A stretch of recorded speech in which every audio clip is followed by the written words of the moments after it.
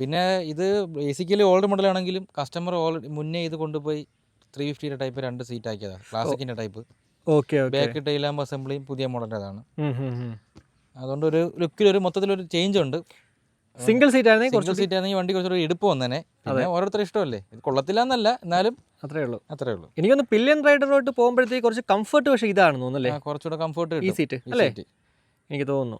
അത് പ്രത്യേകം പറഞ്ഞതില്ലെങ്കിൽ വീഡിയോ കണ്ടിട്ട് പിന്നെ കമന്റിൽ വന്ന് പറയും എന്തിന് 2 സീറ്റാക്കി ചിലരുണ്ട്. അപ്പോൾ അതുകൊണ്ട് നമ്മൾ പറഞ്ഞതേ ഉള്ളൂ. ഇതൊക്കെ ഓൾറെഡി കസ്റ്റമർ കൊണ്ടുവന്നപ്പോഴേ ഇങ്ങനെ ആയിരുന്നു. ഞാൻ ചോദിച്ചു പുള്ളിയുടെ അടുത്ത് മാറ്റണമെന്ന്. ഈ ബാക്ക് റെസ്റ്റ് എങ്ങനെയാ, അത് ഇപ്പൊ ചെയ്താണോ? അല്ല, നേരത്തെ ഉണ്ടായിരുന്നു. Okay okay okay. ഇത് നമുക്ക് മേടിക്കാൻ കിട്ടും.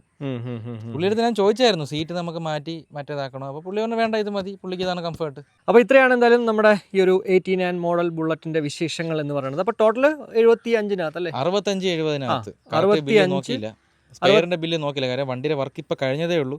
നാളെ ടെസ്റ്റാണ് വണ്ടി. കസ്റ്റമർ ഇപ്പോൾ 1 മണിക്കൂറിനകത്ത് വണ്ടി എടുക്കാൻ വരും. പിടിയെന്ന് പറഞ്ഞ് വീഡിയോ എടുക്കാനായിട്ട് കൊണ്ടുവന്നത്, അതുകൊണ്ട് ബില്ല് നോക്കിയില്ല. അറൗണ്ട് ആ റേറ്റ്. പിന്നെ ആർക്കെങ്കിലും ബില്ല് അറിയണമെന്ന് നിർബന്ധം ഉണ്ടെങ്കിൽ നമ്മൾ കമന്റിൽ വേണമെങ്കിലും പോസ്റ്റ് ചെയ്യാനും ചോദിച്ചാൽ അതൊന്നും വിഷയം പിന്നെ അല്ല, നമുക്ക് കമന്റിൽ പിന്നെ ഒരു കുഴപ്പമില്ല. ഓക്കെ.